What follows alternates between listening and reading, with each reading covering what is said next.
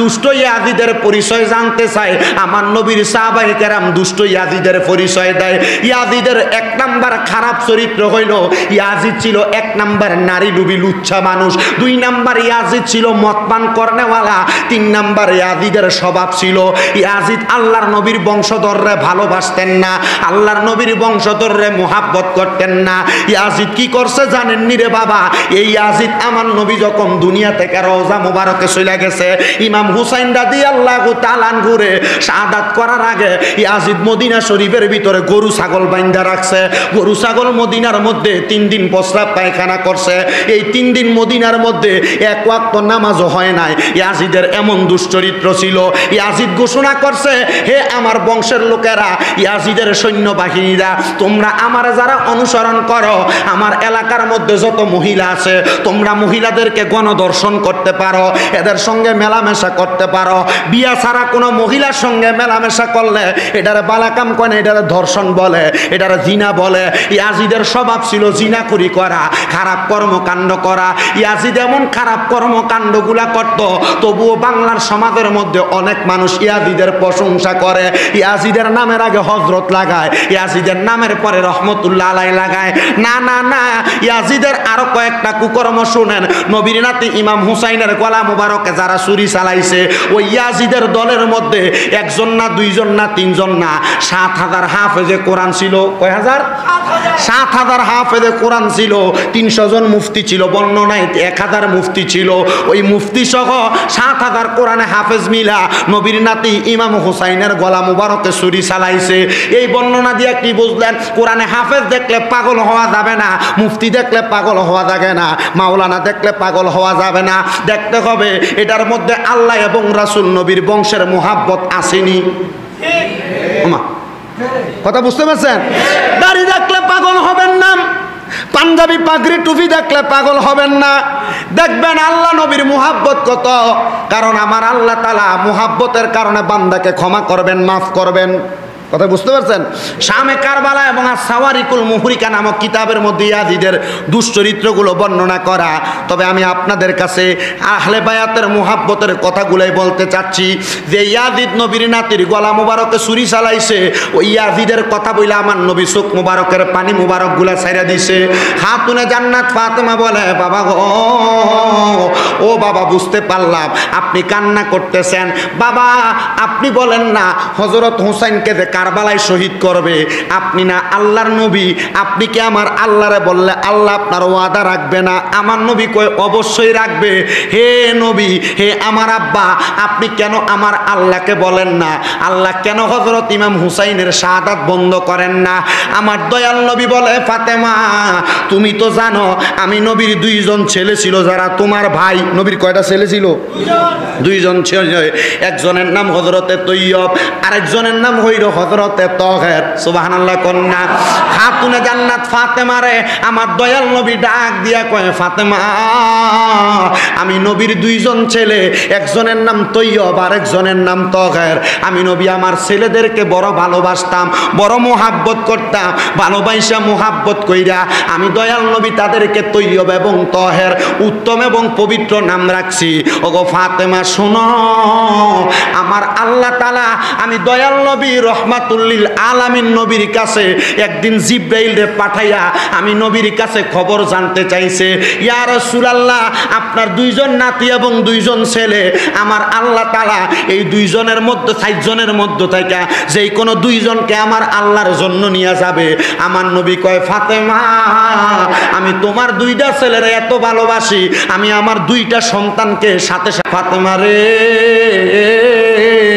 আমার হাসান হুসাইন হইল জান্নাতের যুবকদের সরদার। আমার হাসান হুসাইন যদি দুনিয়া থেকে এত তাড়াতাড়ি চইলা যায়, আমি দয়াল নবী সহ্য করতে পারবো না। জোরে জোরে বলেন না সুবহানাল্লাহ। বন্ধু,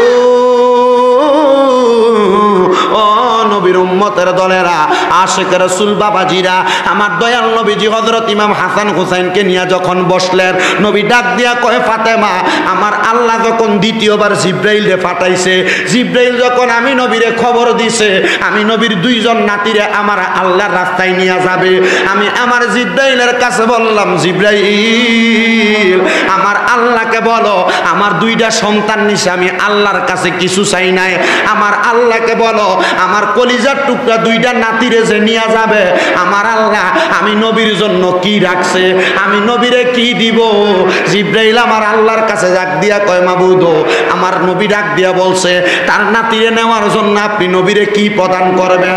আমার দয়াল নবীকে আমার আল্লাহর পক্ষ থেকে জিব্রাইল রে দিয়া খবর পাঠায়, ইয়া রাসূলুল্লাহ, ইয়া হাবিবাল্লাহ, নবী গো, আমার আল্লাহ খবর পাঠাইছে আপনি নবী কি চান, আপনার হাসান হুসাইনের শাহাদাতের বিনিময়।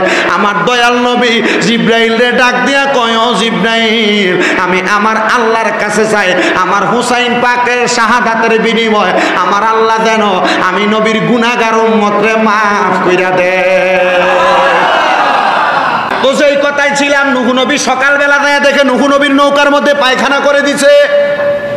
নূহ নবী আবার 2 রাকাত নামাজ পড়ে আল্লাহরে ডাক দিয়া কয়, আল্লাহ, দোয়া করলাম এদের থেকে বাঁচানোর জন্য, সকালবেলা এসে দেখে আমার নৌকারে নোংরা করে রাখছে।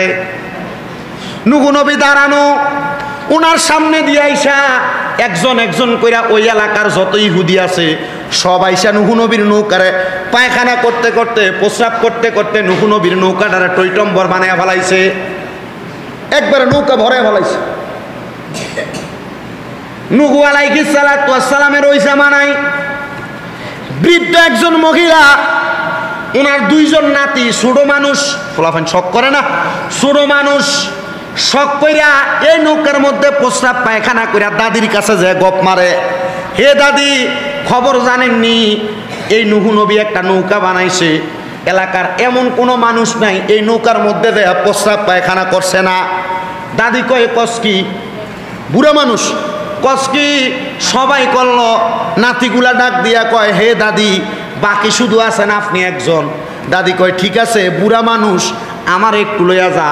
এই দাদির কয়েকটা রোগ আছিল, কিতাব প্রমাণ করে। 1 নাম্বার, এই দাদির শরীরের মধ্যে ফসা রোগ ছিল, কুষ্ঠ রোগ ছিল। কি রোগ? কুষ্ঠ রোগ। 2 নাম্বার, বুড়া হওয়ার কারণে দাদির শরীরের চামড়াগুলা বইটা গেছিল। 3 নাম্বার, এই মহিলার মাথার মধ্যে কোনো চুলও ছিল না।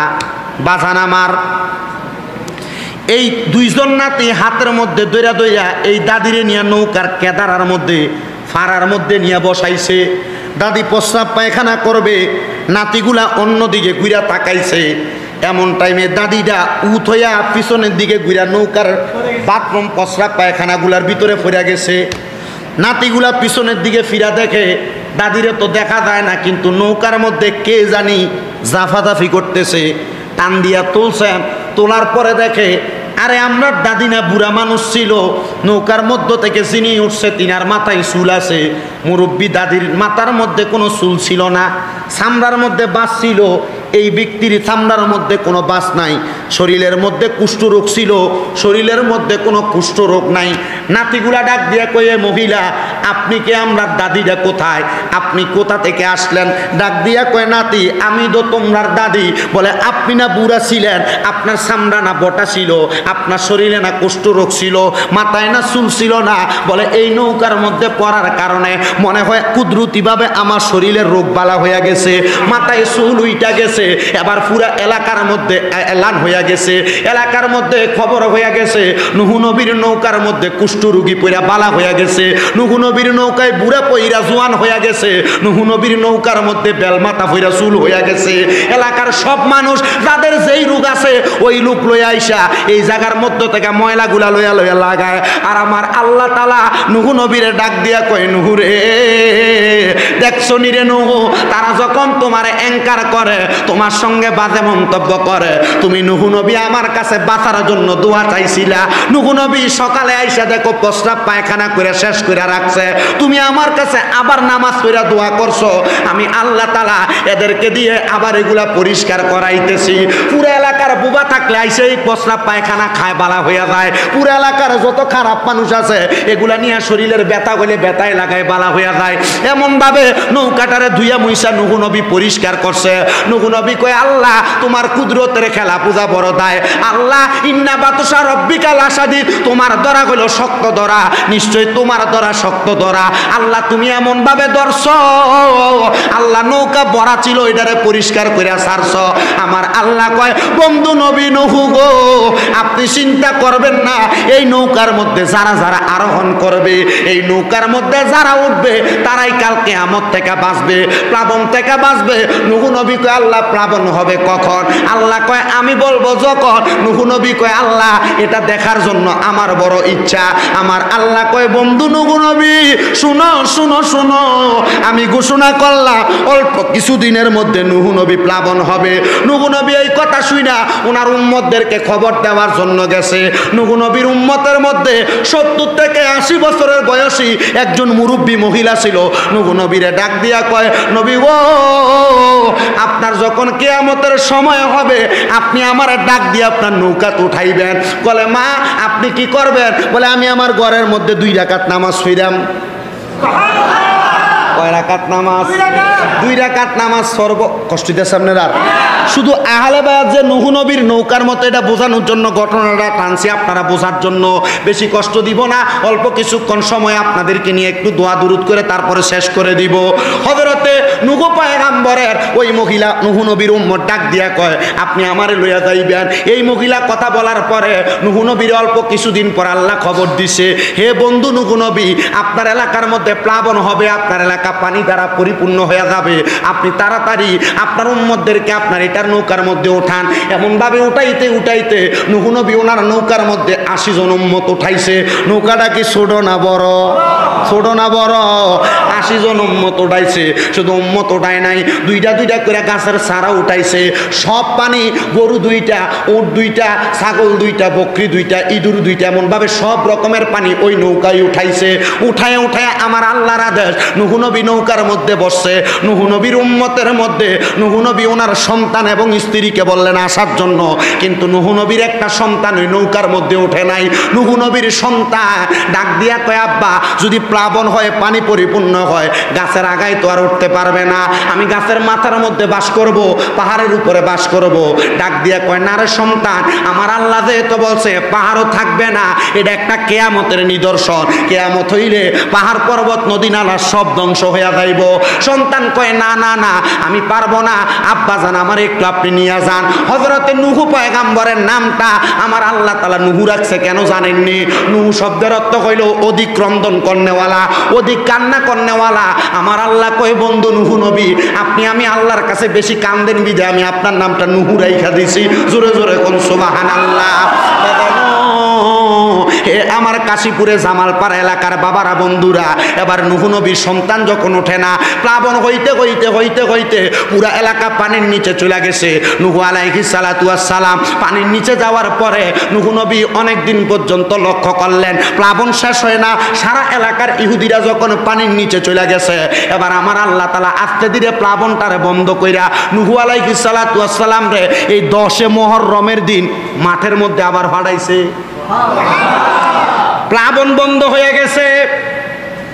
হযরতে নুহু নবীর 80 জন উম্মত নামিয়া গেছে।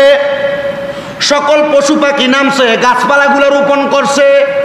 নুহু নবী নৌকার কাছ দিয়ে নৌকা থেকে নাইমা এলাকার মধ্য দিয়া যখন গমন করে ওই বুড়ি মহিলার ঘরের সামনে, নুহু নবী চিন্তা করলো এই মহিলা না বলছিল তারে আমার নৌকাত ওঠানোর জন্য, আমি তো তারে উঠাই নাই, আমি একটু দেখি এই মহিলার অবস্থা কি। নুহু নবী ঘরের সামনে দেয়, সালাম দেয়, আসসালামু আলাইকুম। এমন টাইমে মহিলাটা ঘরের দরজা খুলছে। দরজাটা খুইলা ওই মহিলাটা ঘরের মধ্য থেকে আইসা কয়, নুহু নবী কিয়ামতের সময়, প্লাবনের সময় কি হয়ে গেছে? নুহু নবী করে বলে কি, প্লাবন শেষ করে আইলাম মাত্র। এ মহিলা কয় প্লাবনের সময় হয়েছে। নুহু নবী মহিলারা কোনো কথা বলে না। জিজ্ঞাসা করে, মহিলা আপনি প্লাবনের কথা বলতেছেন, আপনি আমাকে যে বললেন প্লাবন হইলে ডাক দিতাম, আপনি এতক্ষণ কি করছেন এতদিন? হুজুর এতদিন কই, আমি না আপনারা বললাম 2 রাকাত নামাজ পড়বো, বলে হ আপনার বইলা মাত্র আমি 2 রাকাত নামাজ পড়তে ঢুকলাম, আমি 2 রাকাত নামাজের সালাম ফিরাইলাম, আপনি আমারে ডাক দিলেন। এতদিন যে ফাবন হইল মহিলা ছিল কই? বন্ধু আমার, মাওলার দানে যারা মগ্ন থাকে 1 দিন 2 দিন 5 দিন 10 দিন 1 মাস 1 বছর তার আর চোখে লাগে না, এরা একটা সেজদা দিয়া সারা জনম কাটাইয়া দিতে পারে। নূহ নবী আমার আল্লাহর কাছে একটা সেজদা দিছে, সেজদাটা দিয়া ডাক দিয়া কই আল্লাহ আমি নূহ নবীর নৌকাত যারা উঠছে তারা সারা পৃথিবীতে যারা ছিল সব ধ্বংস হয়ে গেছে, আল্লাহ এই মহিলাটা দি ধ্বংস হইল না। আমার আল্লাহ কয় বন্ধু নবী এরা আমি আল্লাহর প্রেমে মশগুল ছিল, এই জন্য এই মহিলাটা ধ্বংস হয় নাই। আর আপনার নৌকায় যারা উঠছে এরা বাঁচছে, আর অন্য কেউ বাঁচতে পারে নাই। আমার নবীও বলে এরা হইল আহলে বায়াত যারা হযরত ইমাম হাসান ইমাম হুসাইন হযরত আলী রাদিয়াল্লাহু তাআলা আনহু হযরত খাতুনে এরা হইল আমি নবীর আহলে বায়াত, এরা হইল আমি নবীর আহলে বায়াত। এই আহলে বায়াত হইল নূহ নবীর নৌকার মতো, নূহ নবীর নৌকায় নূহ নবীর যেই উম্মতরা উঠছে তারা বাঁচছে, যারা আমার আহলে বায়াতরে ভালোবাসবো তারা বাঁচবো। আপনারা কাশীপুর জামাল পাড়ার মানুষ, আপনারা তারে আহলে বায়াতরে ভালোবাসা মাহফিলের আয়োজন করছেন, আমি জানতে চাই আমার আল্লাহ চাইলে আহলে বায়াতের মুহাব্বতে আমরারে মাফ করতে পারেনি? এরা হইল আমি নবীর আহলে বায়াত, এরা হইল আমি নবীর আহলে বায়াত। এই আহলে বায়াত হইল নূহ নবীর নৌকার মতো, নূহ নবীর নৌকায় নূহ নবীর যেই উম্মতরা উঠছে তারা বাঁচছে, যারা আমার আহলে বায়াতরে ভালোবাসবো তারা বাঁচবো। আপনারা কাশীপুর জামাল পাড়ার মানুষ, আপনারা তারে আহলে বায়াতরে ভালোবাসা মাহফিলের আয়োজন করছেন, আমি জানতে চাই আমার আল্লাহ চাইলে আহলে বায়াতের মুহাব্বতে আমরারে মাফ করতে পারেনি? ও বন্ধু কেমনে মাফ করতে পারে শুনেন। এবার খাতুনে জান্নাত ফাতেমা আমার নবীর কাছে কান্দে, নবী গো আপনি আমার আল্লাহরে বলেন না হুসাইনরে যেন কারবালায় শহীদ না করে, কষ্ট না দেয়। আমার নবী কয় ফাতেমা আমার আল্লাহ না বলছে হুসাইনের শাহাদাতে যত ফোঁটা রক্ত মুবারক মাটির মধ্যে পড়ব, প্রত্যেক ফোঁটা রক্ত মুবারকের বিনিময় আমার আল্লাহ আমার লক্ষ লক্ষ কোটি কোটি উম্মতে নাজাত দিব। এ যুবক ভাইরা মুরব্বী বাবারা মনে রাখবেন আপনারা মুরব্বী না, আপনারা যুবক, কারণ হাসরের ময়দানে মুরব্বীরারে কিন্তু যুবক ওই বানাইব, ঠিক আছে না? আর এই যুবকদের সর্দার হবে হযরত ইমাম হাসান আর ইমাম হুসাইন। তো যদি আপনি এদেরকে ভালো না বাসেন, এদেরকে স্মরণ না করেন, এদেরকে কবরে গেলে চিনবেন কেমনে? আর যদি স্মরণ করে কবরে যান তাহলে এরাই আপনাদেরকে চিনবে। আমাদের এই মাহফিলটা করার মূল উদ্দেশ্য এটা, যেন আমরা ওনাদেরকে স্মরণ করে মাহফিল করার কারণে আমরা কাল ময়দানে মাশরে যখন উপস্থিত হব জান্নাতের সর্দার ইমাম হাসান হুসাইন আমাদেরকে যেন চিনে। কথা ঠিক আছে না? এখন হাসান হুসাইনরে ভালোবাসলেই চলবে না নামাজও লাগবে? না, এটা আপনার মুখের কথা। কেন নামাজটা লাগবে এটা একটু বলি।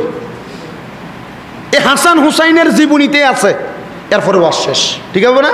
বেশি রাত না ফজরের নামাজ পড়বেন। যদি ওয়াজ কামে লাগে কালকে ইমাম সাহেব রিপোর্ট দিব যে হুজুর হ্যাঁ ওয়াজ কামে লাগছে, মসজিদের কাতারে মানুষ ছিল, খিচুড়ি যতলা খাইছে অতলাই মসজিদে আইছে, ঠিক আছে নি? খাতুনে জান্নাত ফাতেমা কয় আব্বা যেহেতু আপনি নবী আপনার জনম্বর উম্মতের জন্য কাঁদছেন, তাহলে আপনি নবীর উম্মতের জন্য আমার ছেলেগুলার আমি হাদিয়া দিয়া দিলাম। আমার নবী কয় ফাতেমা শুধু হাদিয়া দেওয়া না, তুমি কেমন মারে তোমার সন্তান রে কারবালায় জবে করে দিব, তবুও তুমি তোমার সন্তানের মায়া করো না। ফাতেমা কয় আব্বা আমি দুনিয়ার মা না, আমি হইলাম জান্নাতের মহিলাদের সর্দারিনী মা, আমি হইলাম উম্মুল আমি হইলাম খাতুনে জান্নাত ফাতেমা, যে ফাতেমার ব্যাপারে বলছে আল ফাতেমাতু সাইয়্যিদাতুন নিসাই আহলিল জান্নাহ, আমি ফাতেমা হইলাম জান্নাতের রমণীদের সরদার। যেই মা বোনেরা পর্দার আড়ালে ওয়াজ শুনতাছে, যেই মা বোনেরা 5 ওয়াক্ত নামাজ পড়ব, যেই মা বোনেরা রোজা রাখবো, যেই মা বোনেরা স্বামীর সঙ্গে ভালো ব্যবহার করব, যেই মা বোনেরা পর্দা মেনটেন করে চলবো, আল্লাহর কসম ওই মা বোনেরা খাতুনে জান্নাত ফাতেমার সাথে জান্নাতে থাকবো। কিন্তু যেই মহিলারা পর্দা করে না, যেই মহিলারা জামাইরে দমক দিয়া কথা কয়, জামাইয়ের পছন্দরে পছন্দ করে না, জামাইয়ের মা বাবার লগে খারাপ ব্যবহার করে, আমি জানতে চাই যে মহিলা কাশীপুর বাজারটা আউড়ে এলায়, এই মহিলাটা ফাতেমার লগে জান্নাতে যাইতে পারবো না? পারবো? এই জন্য মা বোনেরা সাবধান, খাতুনে জান্নাত মা ফাতেমার লগে জান্নাতে যাইতে হলে স্বামীরে দমক দেওয়া যাবে না, স্বামীর অবাধ্য হওয়া যাবে না, যাইবনি? স্বামীর মা বাবার মনে কষ্ট দেওয়া যাবে না। সাবধান, খাতুনে জান্নাত ফাতেমার সাথে জান্নাতে যাইতে হইলে নামাজ ছাড়া যাবে না, রোজা ছাড়া যাবে না। এই জন্য আশেক বলে, ওরে এক নাম তোমার ফাতেমা, আরেকে নাম বতুন, বলেন এক নামে তোমার ফাতেমা, আরেকে নাম বতুন, তুমি জান্নাতি বুলবুল মাগো, জান্নাতি বুলবুল, তুমি জান্নাতি বুলবুল মাগো, ওরে এক নামে তোমার ফাতেমা, আরেকে নাম বতুন, বলেন এক নামে তোমার আরেকে নাম বতুন, তুমি জান্নাতি বুলবুল মাগো, জান্নাতি বুলবুল, তুমি জান্নাতি বুলবুল মাগো, তুমি খাতুনে জান্নাত মাগো, খাতুনে জান্নাত, তোমার জন্য নাজিলে হলো কোরআনের আয়াত, তুমি খাতুনে জান্নাত মাগো, সরদারে জান্নাত, তোমার জন্য নাজিলে হলো কোরআনের আয়াত, তুমি তোমরা সবাই মিলে নবী বাগের ফুল, বলেন তুমি তোমরা সবাই মিলে নবী বাগের ফুল, তুমি জান্নাতি বুলবুল মাগো, জান্নাতি বুলবুল, বলেন জান্নাতি বুলবুল মাগো, জান্নাতি বুলবুল। আমার ভাইয়েরা, বাবারা, বন্ধুরা, খাতুনে জান্নাত ফাতেমা ডাক দিয়া কয়, আব্বা আমি ফাতেমা কইলাম জান্নাতের মহিলাদের সরদারিনী, আমার আল্লাহ তো আমি ফাতেমারে এই জন্য জান্নাতের সরদারিনী বানাইছে, আমার ছেলেদেরকে আপনার উম্মতের জন্য আমি হাওলা করে দিছি। আমার নবী চোখ মুবারকের পানিগুলা ছাইরা দিয়া কান্দে আর ডাক দিয়া কয়, ফাতেমা আমার আল্লাহ খবর দিছে এই হুসাইন রে কারবালার ময়দানে নামাজরত অবস্থায় জবা কইরা দিব, শহীদ কইরা দিব। ফাতেমা তুমি তবুও কি এখনো কান্না করো না? ফাতেমা চোখের পানিগুলা ছাইরা দিয়া কান্দে আর ডাক দিয়া কয়, নবী গো, ইয়া রাসূলুল্লাহ, ইয়া হাবিবাল্লাহ, নবী গো, আমার ছেলে হযরত ইমাম হুসাইন দুনিয়ার জমিনের মধ্যে শেষ নামাজ পড়ব কারবালায় 2 রাকাত, এই 2 রাকাত নামাজ কি আমার ছেলেরে দুষ্ট ইয়াজিদের দলেরা পড়তে দিবে না? আমার নবী কান্দে আর কয়, ফাতেমা দুনিয়ার জমিনে একজন মানুষ 2 রাকাত নামাজ আদায় করে, ওই 2 রাকাত নামাজের মধ্যে 4টা সেজদা দেয়। হে ফাতেমা, আমার হুসাইন কারবালায় নামাজ পড়ব 2 রাকাত, তবে নামাজে সেজদা কইব 3টা। ফাতেমা ডাক দিয়া কয়, আব্বা কেন একটা সেজদা কম হবে, কেন 3টা সেজদা দিবে? আমার নবী ডাক দিয়া কয়, ফাতেমা কারবালার ময়দানে আমার হুসাইনের শাহাদাতের আগে আমার হুসাইন যখন 2 রাকাত নামাজ পড়ব, 2 রাকাতের মধ্যে প্রথম রাকাত নামাজটা পরিপূর্ণ পড়ব, দ্বিতীয় রাকাতের মধ্যে যখন আমার হুসাইন একটা সেজদায় থাকব, ইয়াজিদের দলের মধ্যে দুষ্ট শিমন নামক লোকটা বলবে, হুসাইন যদি আরেক রাকাত নামাজের আরেকটা সেজদা দিয়া ফেলে, হুসাইন নামাজটা শেষ করতে দেরি, আল্লাহর কসম মুসলমানের নামাজের এত পাওয়ার, মুসলমানের নামাজের এত পাওয়ার, হুসাইন আরেকটা সেজদা দিলে হুসাইনের তরবারি থেকে কেউ বাঁচতে পারবা না। হুসাইনকে আরেক রাকাত নামাজ পড়তে দিও না, তাড়াতাড়ি হুসাইনের গর্দান মুবারকের মধ্যে তরবারি চালাইয়া দাও। আমার নবী কান্দে আর কয়, ফাতেমা আমার হুসাইন রে 2 রাকাত নামাজের প্রথম সেজদায় অবস্থায় হুসাইন রে পেছন থেকে ডাক ধাক্কা দিয়া হুসাইনের পিঠ মুবারকের মধ্যে বসবো, হুসাইনের গর্দান মুবারকের মধ্যে তরবারি চালাইব। ফাতেমা ডাক দিয়া কয় আব্বা আল্লাহর কাছে বলেন না আমার আল্লাহ যেন জীবনের শেষ নামাজটা দুনিয়ার জমিনে আদায় করার সুযোগটা প্রদান করে। আমার দয়াল নবী কয় ফাতেমা আমার হুসাইনের একটা সেজদা আমার আল্লাহ হুসাইনের কাছ থেকে দুনিয়াতে নিবে না, আমার আল্লাহ কাল ময়দানে মাশরে আদায় করে নিব। কোন সুবহানাল্লাহ। ফাতেমা তু জোহরা কয় আব্বা নামাজ পড়ব দুনিয়ায়, এক সেজদা নিব হাশরের ময়দানে, 3 সেজদা নিব দুনিয়ায়, এটা তো আমি মানতে পারলাম না। আমার নবী কয় ফাতেমা শোনো রে, আমার আল্লাহ তাআলা কাল ময়দানে মাশরে একটা সেজদা আমার আল্লাহর কুদরতি কদমের মধ্যে নিবে, কুদরতি কদমের মধ্যে। নবী ও কুদরতি কদমে কেন সেজদা নিবে? আমার নবী কয় এই ইমাম হুসাইন কারবালার ময়দানে যখন যাবে, কারবালার ময়দানের মধ্যে শহীদ হওয়ার পরে হাসরের ময়দানে যাইয়া আমার আল্লাহর কুদরতি কদমে একটা সেজদা দিব, হুসাইন সেজদা থেকে মাথা মুবারক উঠাইতো না। নবী গো কেন মাথা মুবারক উঠাইতো না? আমার নবী ডাক দিয়া কয় হুসাইন সেজদা থেকে খবর নিব হুসাইনের কোনো নানার কোনো উম্মত জাহান নামে আসেনি, হুসাইনের নানার কোনো উম্মত যদি জাহান নামে থাকে হুসাইন বলবে মাথা মুবারক উঠাইতাম না। হুসাইন গো কেন কেন মাথা মুবারক উঠাইবা না? হযরত হুসাইন কয় আমার নানা কিয়ামতে, আমার নানা দুনিয়া থেকে রোজায় যাওয়ার আগ পর্যন্ত জন্মের পর থেকে উম্মত উম্মত বলে কাঁদছে, এখনো আমার নানা রোজা মুবারকে কান্দে। আমি হুসাইন আমার নানার পাগল, আমার নানা উম্মতের পাগল, আমার নানা যেই উম্মতের পাগল আমি হুসাইন সেই উম্মতের পাগল। ওগো আল্লাহ ওই নানার উম্মতদেরকে নাজাত দান করেন। আমার আল্লাহ তাআলা ওই সময় বলবে হুসাইনের ইজ্জতের দোহাইয়ের কারণে আমার নবীদের একটা উম্মত আমি আল্লাহ তাআলা বাদ রাখতাম না, প্রত্যেকটা উম্মতরে শাহাদাতে কারবালার বিনিময়ে জান্নাত প্রদান করব। জোরে জোরে বলেন সুবহান। আসলে ফানিটা হলো ফান কোম্পানির ফানি, এটা কাদিয়ানিদের পূর্ণ, বুঝতে পারছেন? কাদিয়ানি মানে হইলো আমাদের নবীর পরে কাদিয়ানি নবী দাবি করছিল। আচ্ছা যে নবী দাবি করছে এর কোম্পানির মাল যদি আমি খাই তাহলে এটা নবীর সাথে কেমন জানি একটা দুশ্মনী শুরু আচরণ না? তা আমি নবীর দাওয়াত দিই, আমি যদি নবীর দুশ্মনের ফানি খাই কোম্পানির ফানি খাই, এটা হইতো না। না এটা আল্লাহকে আপনারা কইছি না, আমি খাই না আর কি, আপনি খাইবেন না না খাইবেন এটা আপনার সিদ্ধান্ত। তবে আমি কোনো কাদিয়ানির পুণ্য খাই না, কারণ আমাদের নবীর পরে কোনো নবী নাই, এ কাদিয়ানি নবী দাবি করছে, এই জন্য এদের পুণ্য আমি খাই না। ফান কোম্পানির কোনো কিছুই খাই না। আল্লাহ আমাদেরকে বাঁচার তৌফিক দান করুক, আমিন। আরো জোরে কোন আমিন। সবাই মুহাব্বতের আওয়াজে কোন আল্লাহুম্মা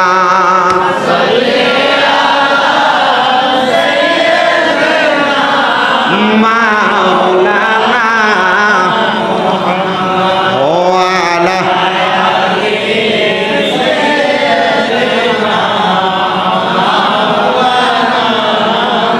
কারবালার বিষেদের জ্বালা গো আমরা সইতে পারি না, কারবালার বিষেদের জ্বালা গো আমরা সইতে।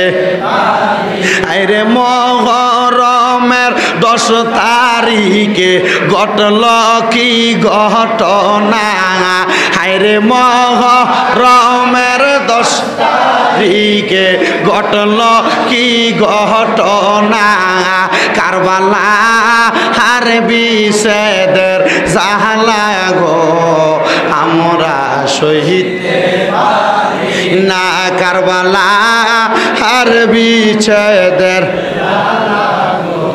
ওই আমরা সইতে।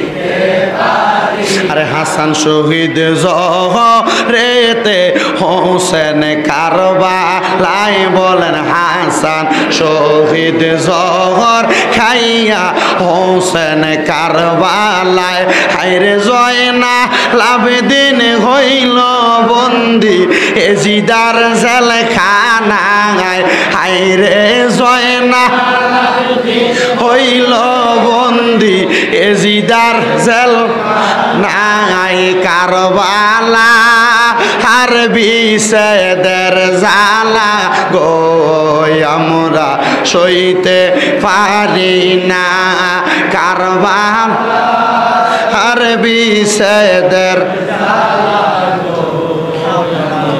সইতে দুধের শিশু আলী আজ ঘর ফানি ফানি করে, হায় রে দুধের শিশু আলী আজ ঘর পানি পানি করে, হায় রে দুষ্ট এ জিদি দেয় নাই পানি তিরিমা রে বুকেতে, বলেন দুষ্ট এ জিদি দেয় নাই পানি এ রে বুকেতে, কারবালা আর বিষেদের গো আমরা সইতে পারি না, কারবালা আর বিচ্ছেদের জ্বালা আমরা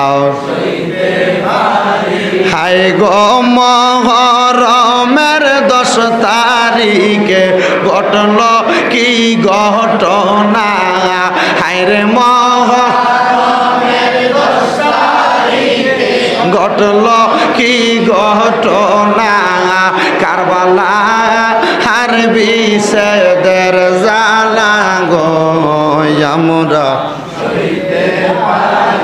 কত আদর করতেন নবী ইমাম হাসানকে, হায়রে কত আদর করতেন নবী ইমাম হোসেনকে, হায়রে দুষ্ট এজিদ ছুরি চালায় হোসেনের গলাতে, হায়রে দুষ্ট শিমর ছুরি চালায় হোসেনের গলাতে, কারবালা আর বিষেদের আমরা সইতে পারি না, কারবালা আর বিষেদের আমরা সইতে পারি না। আমার ভাই বাবারা বন্ধুরা গভীর মনোযোগ অন্তরের কানটা লাগিয়ে শুনবেন। এতিম হইয়া হযরতে ইমামে আলী মাকাম ইমাম হুসাইন রাদিয়াল্লাহু তাআলা আনহু ওনার স্ত্রী হযরতে শহর বানুর ডান রান মুবারকের উপরে ইমাম হুসাইন ওনার মাথাটা রাখছে। টেনশনে পইরা ইমাম হুসাইন এবার কান্না করতেছে আর জবান দিয়া আল্লাহ তাআলার কোরআনুল কারীম তেলাওয়াত করতেছে। এটা আমার দয়াল নবীর সুন্নত। স্ত্রীর রান মুবারকের উপরে মাথা মুবারক রাইখা আমার নবীও কোরআন তেলাওয়াত করতেন। আমার দয়াল নবী রাহমাতুল লিল আলামিন নবীর নাতি কোরআন তেলাওয়াত করতে করতে করতে করতে ওনার স্ত্রীর রান মুবারকের উপরে ঘুমাইয়া গেছে। হযরত ইমাম হুসাইন যখন ঘুমাইয়া গেছে এমন টাইমে হঠাৎ করে হযরত ইমাম হুসাইন ঘুম থেকে লাফ দিয়া উঠছেন। স্ত্রী হযরতের শহর বানু ডাক দিয়া কয়, স্বামী গো, হে আমার প্রাণের স্বামী, আপনি যে কারবালার ময়দানে ঘুমানোর পরে আমার রান মুবারক উপরে ঘুমানোর পরে আপনি যে ঘুম থেকে লাফ দিয়ে উঠলেন কারণটা কি জানতে চাই। হযরত ইমাম হুসাইন বলে, হে আমার স্ত্রী, আমি কিছুক্ষণ আগে স্বপ্ন দেখলাম আমার মা হযরতে খাতুনে জান্নাত ফাতেমা, আমার আব্বা হযরতে মাওলা আলী মুশকিল কুশা, আমার বড় ভাই হযরতে ইমাম আলী মাকাম ইমাম হাসান রাদিয়াল্লাহু তাআলা আনহু, আমার নানা মুহাম্মাদুর রাসূলুল্লাহ সাল্লাল্লাহু আলাইহি ওয়াসাল্লাম নবীজি, তারা 4 জনে জান্নাতের মধ্যে গোল হইয়া বইসা রইছে। আর তাদের 4 জনের মাঝখানে একটা সুন্দর খাবারের থালা দেখা যায়। আমি আমার আব্বারে জিজ্ঞাসা করলাম, আব্বা এত সুন্দর খানা দেখা যায়, আপনারা কেন এই খাবারগুলা খান না? আমার আব্বা আমি হযরতে ইমাম হুসাইন রে বলছে, হে আমার কলিজার টুকরা